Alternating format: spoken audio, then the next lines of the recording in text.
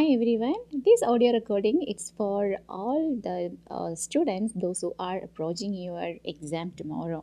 So some small tips you can keep it in your mind just before appearing your exam. So first I will tell you regarding the writing task. In case if you are getting the case note in that they mention that you are the community nurse, take care. Assume you are the one doing the home visit and see the task. Start present paragraph, that means a present medical paragraph, with the date when the first symptoms for the current condition has started. Please don't skip that incident. Then gradually you can make the story. After hospitalization, your home visit will start. Like that, if they have given the hint, that means you have to mention the surgery, what all the things has happened before your home visit.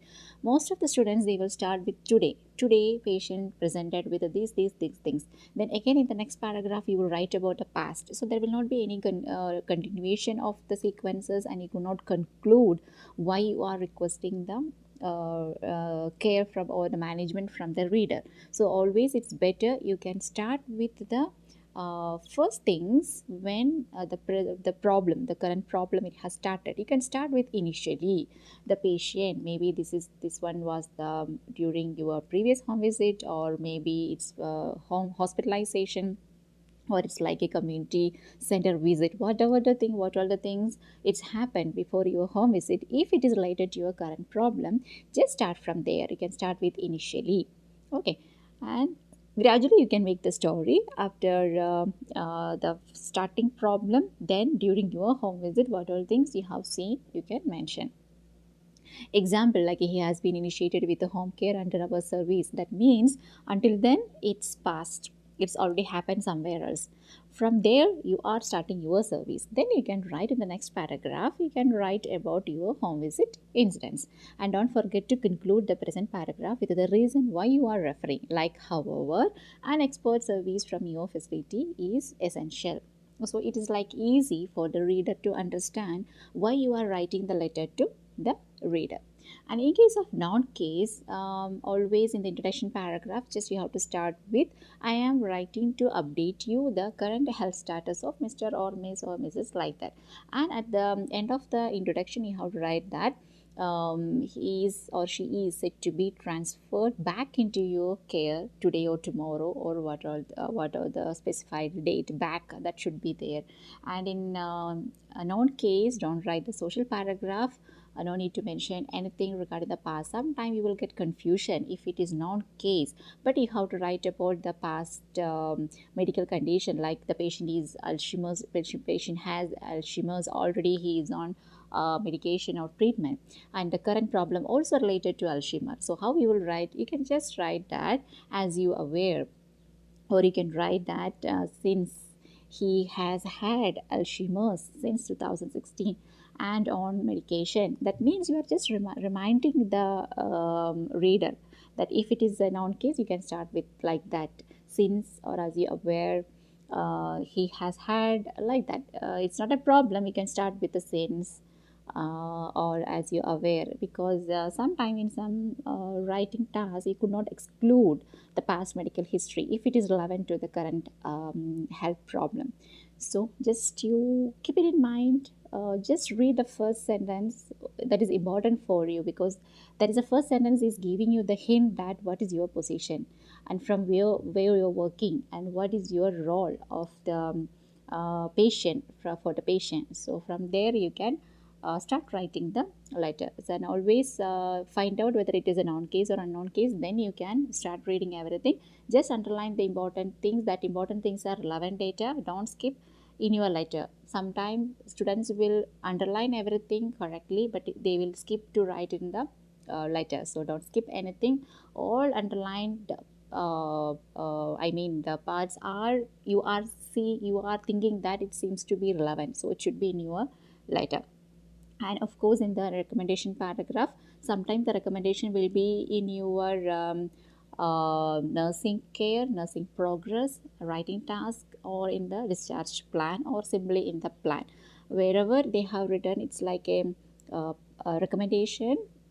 That thing, just you put the tick mark then you can prioritize 1 2 3 4 like that. Then you can make combination. If there are more than 5 recommendations, you can combine together.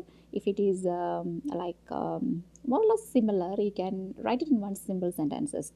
Maximum three sentences can be together. You can make a complex sentences if you are using as well as or and when you are prioritizing, just remember the dressing or something, if it is there, should be the first, medication should be the second, third one should be the monitoring, fourth one should be the diet, and fifth one should be the physical activity or exercises, sixth one should be the advices or restrictions, anything, and the last one should be the follow up. So this is the sequence of your recommendation paragraph.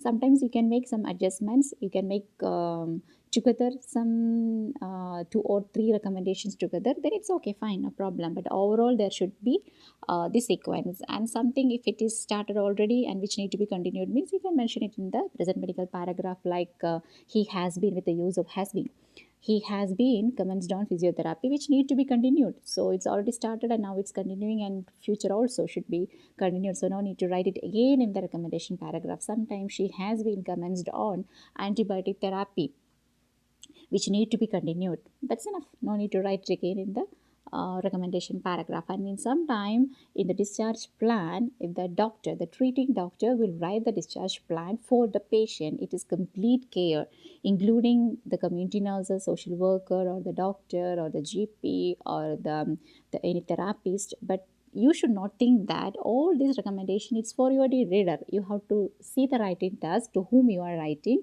Assume the scope of service. Example, if you're writing for the social worker, you should not write regarding the medication or anything else, because it's not scope of service for them.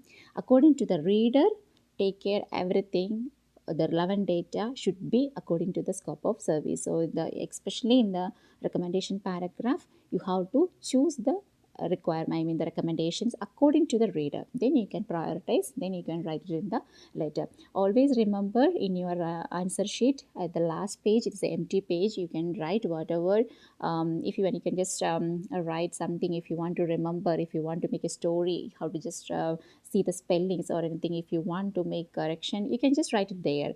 It will not be evaluated for your exam. It is for your rough paper, rough usage, so you can make utilize.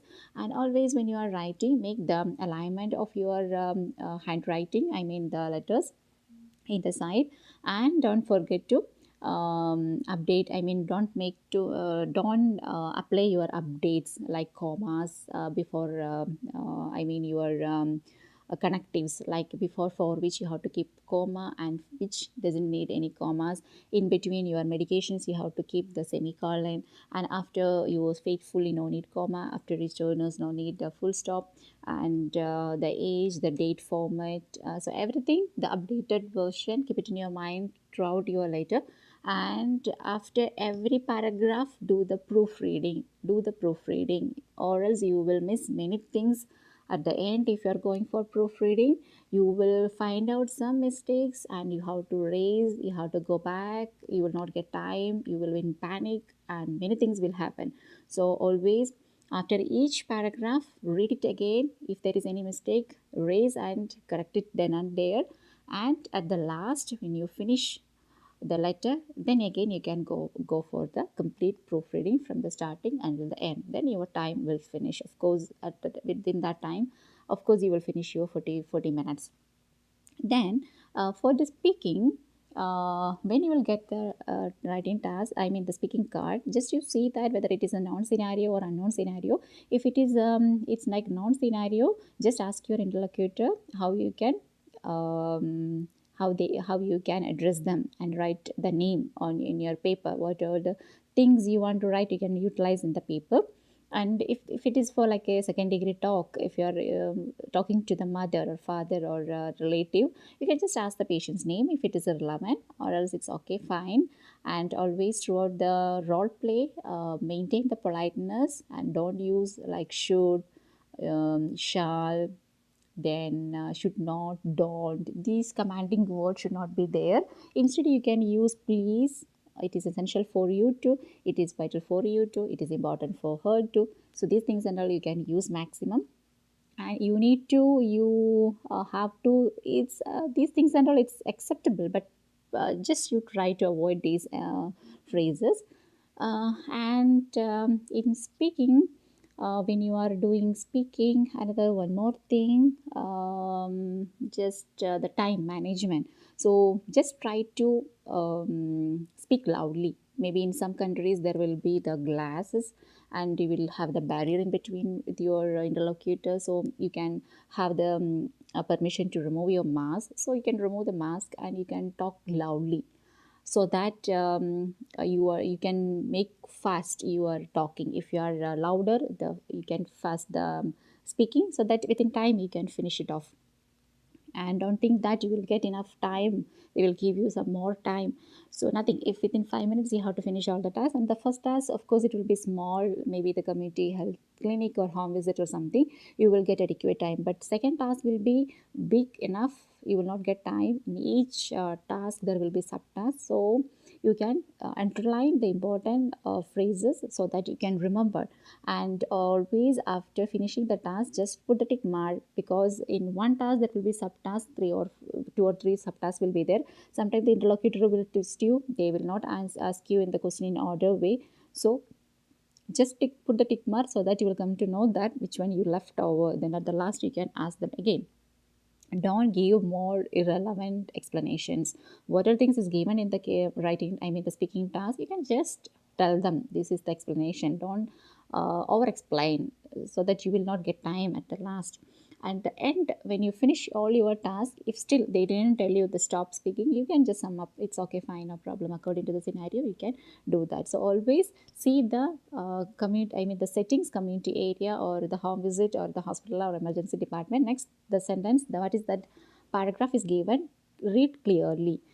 Come to know, you how to come to know whether it is known scenario or unknown scenario. If it is known scenario, example, you already familiar with the patient, just you can start with the name, just you can ask the name to the interlocutor. Example, if it's Maria, well, Maria, thank you for allowing me to examine your affected part, then you can start with the conversation, the first task. So because if it is non-scenario, if you are going to self-introduction and getting the introduction from the patient, you will lose 1 minute. So within that 1 minute you can complete your first task. So keep it in your mind, all these important points. Don't be panic, just to be relaxed. Of course you will become panic at that time, but no need to become tensed much, because it's like evaluation only. You can just be relaxed, don't be slow, very slow, and don't be very fast. Just you can maintain the speed. And if there is any hummings, it's okay, fine, normal, it's like a normal way only. But you can just try to finish your complete task. So how much you are doing, everything should be within a polite manner. So if something, if there is mistake, but if you present it is like a polite manner, of course you will get base score. So keep everything in your mind. Best of luck, you can do your best. Okay.